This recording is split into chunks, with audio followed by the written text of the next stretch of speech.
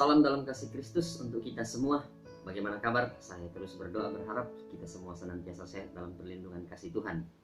Bersyukur boleh berjumpa lagi dengan saudara-saudara melalui media ini, Bicara Palitana, untuk terus bersama-sama duduk merenungkan sabda Tuhan sebagai sebuah kekuatan, penghiburan, sekaligus tanggung jawab panggilan iman yang harus terus-menerus dikerjakan dalam pertolongan Roh Kudus. Nah, dalam perkenan Tuhan hari ini kita akan merenungkan sabda Tuhan dari kitab 1 Tesalonika, surat Rasul Paulus kepada jemaat di Tesalonika pasal 2 ayat 1 sampai ayatnya yang ke-12. 1 Tesalonika pasal 2 ayat 1 sampai ayat yang ke-12. Sebelum kita merenungkan sabda Tuhan, kita berdoa. Bapa di surga, hanya kepadamu kami layak bersyukur, menaikkan sembah pujian kami untuk setiap karya Tuhan, pertolongan Tuhan yang sampai hari ini terus-menerus mengalir seperti mata air yang kemudian tidak pernah berhenti, menyegarkan kehidupan kami dengan segala bentuk penyertaan Tuhan dalam masing-masing pergumulan dan pergulatan iman kami, bahwa kami tetap diberikan kekuatan oleh Tuhan, diberikan sukacita oleh Tuhan, meskipun begitu banyak juga hal-hal yang kadang-kadang membuat hati kami berat untuk kemudian menanggungnya, pikiran kami penat untuk memikirkannya, tapi kami bersyukur dan terus berdoa bahwa Tuhan berkuasa atas seluruh isi hati dan pikiran kami. Dan ketika kami semuanya telah mengantarkannya kepada Tuhan, mendoakannya, menyerahkannya kepada Tuhan, kami percaya kuasa Roh Kudus-Mu akan senantiasa bersama-sama dengan kami semua. Kami bersyukur boleh berjumpa lagi melalui media ini, akan merenungkan sabda-Mu. Dalam tuntunan Roh Kudus bersabdalah, kami semua telah bersedia mendengarkan Engkau. Ampuni dosa kami Tuhan. Dalam Yesus Kristus kami berdoa kepada Bapa di surga. Amin. 1 Tesalonika pasal 2 ayat 1 sampai ayat yang ke-12, sabda Tuhan berkata, "Kamu sendiri pun memang tahu, saudara-saudara, bahwa kedatangan kami di antaramu tidaklah sia-sia. Tetapi sungguh pun kami sebelumnya, seperti kamu tahu, telah dianiaya dan dihina di Filipi. Namun dengan pertolongan Allah kita, kami beroleh keberanian untuk memberitakan Injil Allah kepada kamu dalam perjuangan yang berat. Sebab nasihat kami tidak lahir dari kesesatan atau dari maksud yang tidak murni, dan juga tidak disertai tipu daya. Sebaliknya, karena Allah telah menganggap kami layak untuk mempercayakan Injil kepada kami, karena itulah kami berbicara, bukan untuk menyukakan manusia, melainkan untuk menyukakan Allah yang menguji hati. Karena kami tidak pernah bermulut manis, hal itu kamu ketahui, dan tidak pernah mempunyai maksud lobah yang tersembunyi. Allah adalah saksi. Juga tidak pernah kami mencari pujian dari manusia, baik dari kamu maupun dari orang-orang lain. Sekalipun kami dapat berbuat demikian sebagai rasul Kristus.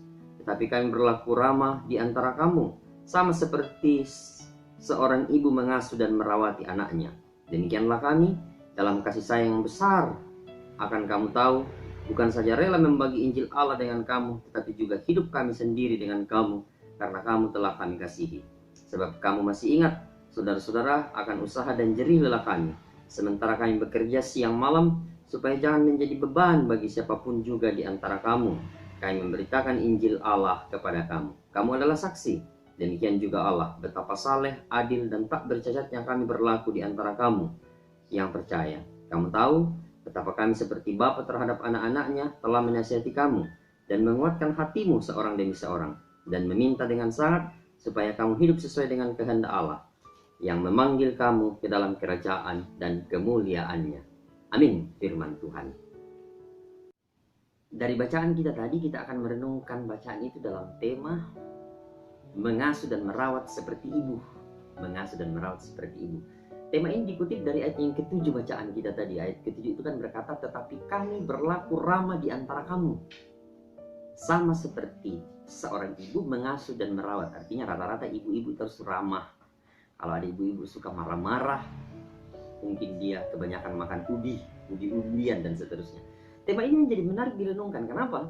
Karena secara kelembagaan dalam Gereja Toraja, minggu ini menjadi minggu khusus bagi PKBGT, Persekutuan Kaum Bapak Gereja Toraja, minggu ini dan puncaknya minggu depan, untuk merenungkan dan merefleksikan eksistensinya. Entah sebagai lembaga atau pribadi, kan ada pekan pemuda, pekan anak, pekan ibu, dan minggu ini adalah minggunya PKB. Minggunya PKB loh. Tadi saya katakan menarik karena minggu ini adalah minggu PKB, tapi perenungan kita mengambil metafora seorang ibu. Bayangkan itu. Kan umumnya kalau misalnya minggunya ibu-ibu, maka ya sudah, segala sesuatu terkait dengan itu maka akan diarahkan ke ibu. Anak-anak beracara, berpekan anak, maka seluruh acaranya terkait dengan hal-hal yang terkait dengan dunia anak. Begitupun juga dengan yang terkait remaja, pemuda, segala sesuatu itu diarahkan terkait dengan dunia mereka. Nah ini, minggunya adalah minggu kaum bapak, tapi metaforanya justru diarahkan sebagai kepada seorang ibu. Itu kan menarik. Ini minggu kaum bapak, tetapi mengambil sentral pada posisi seperti ibu. Kan tidak mungkin bapak menjadi ibu dalam arti yang sesungguhnya, toh bapak seperti ibu. Tidak mungkin dalam arti sesungguhnya. Dan rakamuane laki anak, kan tidak mungkin, itu melanggar kodrat diri kita sebagai ciptaan Allah pada masing-masing kita. Tapi secara fungsi, secara peran yang bisa dijalankan oleh seorang ibu tidak berarti tidak bisa dijalankan oleh seorang bapak, dan sebaliknya. Bapak bisa menjadi dalam tanda kutip seorang ibu bagi keluarga, bukan melahirkan ya, tapi bapak bisa berfungsi seperti seorang ibu dalam keluarga. Pun di pihak yang lain, seorang ibu sekaligus bisa menjadi seorang bapak bagi keluarganya di masa-masa tertentu. Entah kita menyebutnya dengan istilah orang tua tunggal. Orang tua tunggal maksudnya kan dia ibu sekaligus bapak, atau dia bapak sekaligus ibu bagi anak-anaknya, atau apa. Tapi prinsipnya adalah secara fungsi kita semua bisa menjalani peran-peran itu. Semua kita bisa. Semoga tidak ada lagi istilah laki-laki itu jika ingin punya pasangan hanya mencari tukang masak, petugas kebersihan, dan tukang cuci, dan lain sebagainya. Yang harus diingat adalah kita mencari partner, rekan, teman yang saling berbagi. Tapi mungkin ada laki-laki yang kemudian ketika mendengar kalimat saya ini mengatakan dalam hatinya, ya benar Pak Pendeta, saya memang tidak mencari tukang masak, petugas kebersihan, atau tukang cuci. Memang saya mencari partner hidup, rekan kerja, rekan hidup, teman hidup dalam menjalani kehidupan ini. Tapi rekan hidup yang saya cari itu memang berfungsi untuk mengerjakan kebersihan, untuk masak dan cuci setiap hari. Itu sama saja. Kan dalam bahasa Toraja, seorang laki-laki mencari pasangan disebut daka tomak nasu, orang masak. Lalu perempuan Toraja mencari tome kayu, orang yang mencari kayu.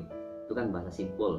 Istilah tomak nasu dan tome kayu ini mau saya tegaskan, ini bukan legitimasi, diferensiasi, atau dikotomi peran antara laki-laki dan perempuannya. Jika kita merenungkannya, istilah tome kayu dan tomak nasu ini mengingatkan pada penggambaran tanggung jawab yang sangat besar, tanggung jawab yang sangat berat dan tidak ringan.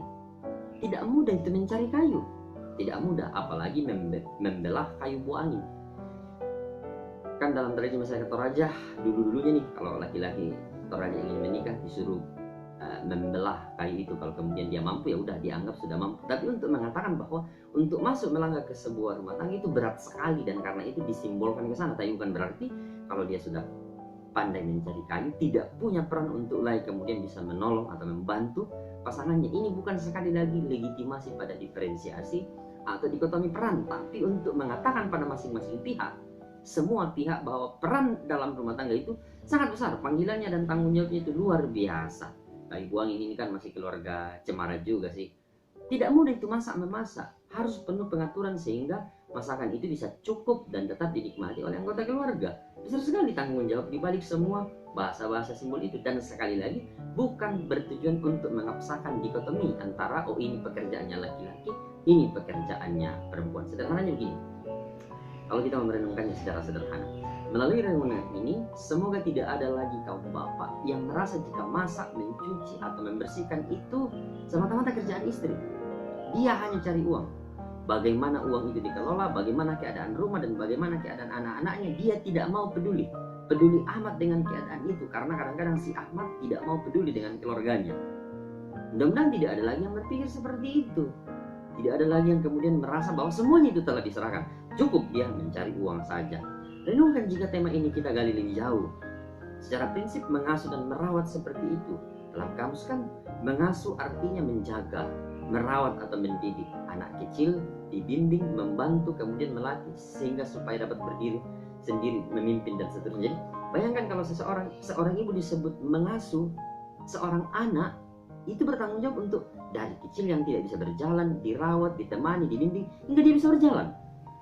Lain-lain kalau misalnya kita kemudian sambung dengan istilah merawat itu kemudian dalam kamus artinya memelihara, menjaga, mengurus dan seterusnya. Jadi dari mengasuh, mulai dari kecil hingga kemudian dia besar, dirawat, diasuh, dirawat, dipelihara, dijaga, diurus dan seterusnya. Jika kita memperhatikan kedua kata pokok ini, mengasuh dan merawat, ini sebenarnya merujuk pada sebuah tindakan yang terus berlanjut dan tidak ada putusnya. Jadi kalau dikatakan mengasuh dan menjaga seperti seorang ibu, maksudnya seorang ibu itu tidak pernah berhenti untuk memberi perhatian, tidak pernah berhenti untuk merawat, memelihara, membimbing dan mendampingi sampai kapanpun. Bayangkan itu peran itu. Dia tidak akan pernah ada putusnya, tidak akan pernah ada capeknya, tidak akan pernah ada lelahnya untuk menemani anaknya yang dari tidak bisa bicara, yang dari tidak bisa berjalan, hingga kemudian bertumbuh, dan dia terus yang mengawasi itu hampir saya katakan hampir 24 jam hingga anaknya bisa berhasil. Dan jika kita memperhatikan kedua kata itu, sekali lagi itu merujuk pada sebuah tindakan yang terus berlanjut dan tidak ada putusnya. Menjaga sejak kecil, hebatnya seorang ibu, hebat. Nah, apakah ini yang kemudian menjadi latar belakang dari ungkapan kasih ibu kepada beta sepanjang jalan, kasih anak sepanjang gala? Kasih ibu sepanjang jalan maksudnya ya tidak terbatas, kasih anak sepanjang gala artinya itu ukuran. Bisa diukur sepanjang jalan, tetap bicara ukuran, tapi jalannya nggak bisa diukur berapa panjang itu, tapi kasih anak sepanjang gala, ya sepanjang gala bisa diukur. Meskipun kemudian kasih bapak seperti sepanjang apa? Kasih ibu sepanjang jalan, kasih anak sepanjang gala, lalu kasih bapak sepanjang apa nih dong? Tidak mungkin sepanjang jembatan saja atau sepanjang rotan saja itu kasih bapak yang berperan dalam kehidupan kita. Ya kita katakan saja kasih ibu sepanjang jalan, kasih anak sepanjang gala, maka kasih bapak sepanjang nafasnya. Itu tawaran saya, bisa setuju atau tidak, tapi saya mengalami itu. Kasih bapak sepanjang nafasnya, artinya sepanjang jantungnya masih berdetak, sepanjang itu pula kasihnya bagi anak-anaknya. Saya percaya pada hal itu. Nah, Paulus membuktikan perannya sebagai seorang ibu bagi jemaat di Tesalonika. Kalau kita mau lihat itu secara mendetail, lebih lengkap, jemaat ini memang adalah salah satu hasil dari penginjilannya. Jadi buah dari apa yang kemudian dikerjakan sebagai seorang penginjil, salah satunya adalah Tesalonika. Artinya ketika jemaat ini baru lahir, kecil, bertumbuh dan seterusnya, Paulus menjadi ibu yang mengasuh dan merawat secara tidak langsung. Tesalonika sekali lagi jemaat yang lahir buah karya pemberitaan Paulus pada penginjilannya yang kedua, perjalanannya yang kedua. Meskipun dalam Kisah Rasul pasal 17 misalnya ayat 1-9 di sana ada upaya yang hebat dari orang Yahudi untuk menghentikan upaya PI-nya di Tesalonika ketika itu, dan kemudian dia melanjutkan perjalanan ke beberapa tempat, ke Athena, ke Berea dan seterusnya. Nah, dalam proses perjalanan ke Athena, ke Berea setelah dari Tesalonika itu kemudian dia berkirim surat. Tapi nanti kita lihat. Nah, dalam ayat 1-2 Paulus menguraikan apa yang dikerjakannya di Tesalonika dan Filipi. Jika di Filipi Paulus sudah sempat dianiaya, disiksa dan seterusnya, dalam Kisah Para Rasul pasal 16 dianiaya karena dalam kisah-kisah Para Rasul 16 itu kan maksudnya dia memberitakan Injil di Filipi. Lalu ada orang yang percaya, salah satunya adalah ada anak buah dari tukang tenung yang selama ini telah menjadi rujukan para masyarakat kota Filipi, meminta katakanlah ramalan dan macam-macam hal yang terkait dengan ilmu-ilmu tenung ketika itu. Nah, masalahnya ada kemudian muridnya yang kemudian percaya kepada Paulus dan meninggalkan gurunya ini. Dia kemudian menghasut seluruh kota, dan kemudian dari hasutannya, dari tukang tenung ini, Paulus kemudian dengan Injilnya itu dianiaya, didera, disiksa dan seterusnya. Bayangkan itu, mereka menghasut kota menuduh Paulus sebagai pengacau. Maka Paulus kemudian ditangkap, didera, dianiaya, disiksa, lalu kemudian dia pergi. Jadi dari situ kita belajar bahwa yang disebut pemberitaan Injil atau yang disebut pemberita Injil secara khusus misalnya akan terus-menerus mengalami yang namanya hal-hal yang kemudian penolakan, ketidaknyamanan, ketidaksukaan dari orang-orang yang kemudian merasa bahwa ada sesuatu yang dirugikan dari apa yang kemudian, entah pemberitaan kita atau entah kehadiran kita atau entah eksistensi kita, akan terus saja ada orang yang merasa tidak nyaman. Akan ada terus-menerus. Itu sudah menjadi DNA kita sebenarnya, bahwa pemberitaan Injil dan pemberita Injil itu penuh dengan perjuangan. Jadi tidak usah heran, tidak usah sedih, tidak usah kecewa jika ketulusan hati kita misalnya dalam pelayanan atau dalam melayani justru mendapat respons yang tidak terduga. Itu biasa, itu hal yang biasa, yang tidak terduga. Mungkin kita tidak mengalami penganiayaan fisik sekarang, tidak mungkin itu. Mungkin dalam gereja tidak ada lagi orang yang karena melayani lalu mengalami penganiayaan fisik, mungkin tidak. Tapi mungkin tekanan psikis yang berkepanjangan kita alami karena kita merasa bahwa itu sesuatu yang sangat besar. Padahal sebenarnya itu sudah hal yang biasa, dan mesti kemudian kita lihat dalam perspektif iman. Meskipun dari perspektif yang lain, kalau misalnya kita bicara soal psikologi, itu bisa kita diskusikan lebih jauh. Tapi oke lah, itu bukan kapasitas saya. Mungkin sebagai seorang pemberita Injil atau dalam proses pemberitaan Injil, kita tidak lagi mengalami yang disebut siksaan tubuh, tapi siksaan batin yang tidak ada habisnya, merana dan seterusnya. Pikiran kita berkecamuk dengan begitu banyak hal yang menurut kita tidak sepantasnya dan tidak selayaknya kita alami, tapi kita alami. Atau kemudian tidak seharusnya menjadi bagian dari kehidupan kita, tapi telah menjadi bagian dari kehidupan kita, dan kita merana, merintih dengan situasi-situasi itu. Mungkin bukan siksaan tubuh, tapi siksaan batin. Dan hari ini kita belajar bahwa jika itu terjadi, teruskan saja menjadi pemberita Injil, lanjutkan saja, jangan berhenti, apalagi mundur. Paulus hari ini menginspirasi kita sebenarnya. Paulus tidak berhenti untuk kemudian melanjutkan pemberitaan Injil ketika dianiaya di Filipi. Tidak, kan sangat mungkin Paulus bisa kemudian untuk balik kanan, pulang ke Yerusalem dan mengambil zona nyaman di sana, aman dan tentram di Yerusalem, tanpa harus pergi memberitakan Injil dan kemudian mengalami banyak siksaan dan aniaya, kan? Sangat bisa dia balik kanan dan pulang ke Yerusalem. Tapi tidak, tantangan, hambatan, masalah, siksaan tidak menghentikan langkah Paulus untuk meneruskan apa yang telah menjadi panggilannya. Nanti kemudian ketika dia tiba di Tesalonika dalam Kisah Para Rasul pasal 17, dari pemberitaan Injil di rumah ibadat di sini menunjukkan pada orang-orang Yahudi, ada yang mulai percaya dan menggabungkan diri. Nah, di Tesalonika ketika dia memberitakan Injil, lagi-lagi ada orang Yahudi yang jadi pemicu Paulus harus keluar dari Tesalonika. Jadi Paulus datang memberitakan Injil, tapi ada orang yang tidak merespon kehadirannya dengan baik pun dengan beritanya. Itu bukan barang baru, tapi sudah ada yang percaya, dan itu menjadi cikal bakal jemaat Tesalonika. Nah, jemaat cikal bakal inilah yang ketika itu Paulus datang yang menerima surat yang kita baca hari ini. Dalam banyak penelitian, surat ini dibuat kira-kira sekitar 5-6 bulan pasca jemaat itu berdiri. Jadi itu yang saya maksud tadi, Paulus menjadi seorang ibu yang mengasuh, merawat, dan kemudian membimbing, memelihara jemaat ini. Bayangkan, baru 5-6 bulan dia kirimkan lagi surat. Dia kirimkan juga Timotius untuk pulang ke Tesalonika, untuk supaya Tesalonika bertumbuh dengan baik. Dia kirimkan juga kitab 2 Tesalonika beberapa waktu kemudian. Kan, jadi tindakannya, perhatiannya pada jemaat Tesalonika tidak pernah berhenti, seperti mengasuh dan merawat. Berkelanjutan terus-menerus, kontinu yang tidak ada putusnya. Itu poin pertama yang harus dimengerti kalau kita bicara soal mengasuh dan merawat seperti ibu. Artinya, perawatan dan asuhan itu tidak pernah berhenti sampai kapanpun. Ya mungkin nanti kira-kira kemudian semuanya sudah selesai karena garis batas hidup yang Tuhan nyatakan. Tapi itu yang terjadi. Dan di titik inilah kita melihat peran ibu dalam diri Paulus dalam pertolongan Allah yang hebat. Dia memperoleh keberanian untuk terus berjuang. Nah, dalam ayat 3-6, nilai mengasuh jemaat dan merawatnya dengan baik itu sangat mendasar.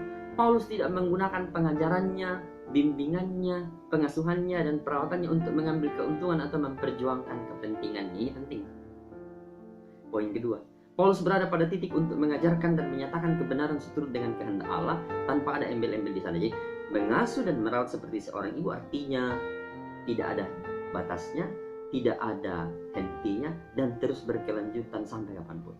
Yang kedua, kalau kita bicara berdasarkan ayat 3-6, kalau bicara soal merawat seperti seorang ibu, kita bicara soal bahwa segala sesuatu yang dikerjakan itu bukan untuk kemudian meraih kepentingan, meraih keuntungan demi sesuatu tentang dirinya sendiri. Itu yang kedua, soal mengasuh dan merawat seperti seorang ibu. Paulus tidak menggunakan Injil Allah sebagai popularitas dirinya, tidak. Bukan juga untuk elektabilitas dirinya sebagai penginjil yang terhebat atau rasul yang terhebat. Apalagi demi isi tasnya Paulus, tidak ada itu. Tidak untuk kepentingan itu. Paulus tidak mengejar pujian, apalagi kepuji-pujian. Tidak. Paulus tidak mendahulukan kesukaan manusia, tapi kesukaan Allah. Dan karena itu, dia tidak bermulut manis dalam pemberitaan Injil. Dalam bahasanya dia kepada jemaat Tesalonika. Dan jemaat Tesalonika tahu itu dan mereka menjadi saksi.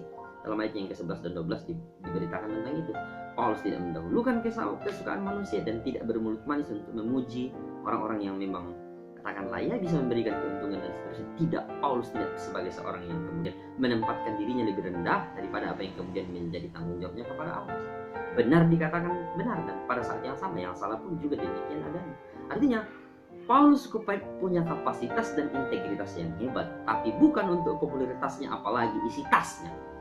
Itu jelas, Injil tidak dipakai menjadi jembatan pemuasan dan tujuan pribadi. Segala kemampuannya itu hanya untuk Allah melalui keberlangsungan hidup jemaat. Paulus sudah tulus, sudah ikhlas sebagai seorang ibu bagi Tesalonika, sudah sepenuh hati, tapi toh diterimanya sering berbanding terbalik. Tapi Paulus tidak berhenti mengasuh dan merawat jemaat Tesalonika ini. Disinilah ibu, disitulah ibu. Secara pribadi saya sudah dewasa, sudah di atas 30 tahun, tapi nasihat, bimbingan, arahan tak sekalipun berubah dari ibu saya. Soal makan pun sampai hari ini dia perhatikan, dia tanya. Bayangkan itu, perhatiannya tetap ada. Ayah saya sudah meninggal 4 tahun yang lalu, jadi tinggal ibu saya yang selalu menjadi reminder untuk apapun keadaan hidup saya. Itu yang pertama, dan itu yang kedua dari apa yang kemudian kita renungkan soal seorang ibu. Tidak pernah melakukan sesuatu untuk kepentingannya supaya kemudian dia dianggap sebagai ibu yang hebat, tapi untuk anak yang dikasihnya agar anaknya menjadi anak yang hebat di masa depan. Nah, yang ketiga, dari yang ke-8 sampai ke-9, seorang ibu berperan dan terus berbagi hidup. Bayangkan, berperan untuk terus berbagi hidup. Ada jokes sederhana yang mungkin saudara-saudara juga sudah pernah dengar. Tanggungnya seperti ini: siapa yang paling cepat membuka matanya di pagi hari dalam sebuah keluarga? Jawabannya adalah ibu. Mengapa? Karena untuk mempersiapkan segala sesuatunya dengan baik dan memastikan tidak ada yang tertinggal dari tanggung jawabnya.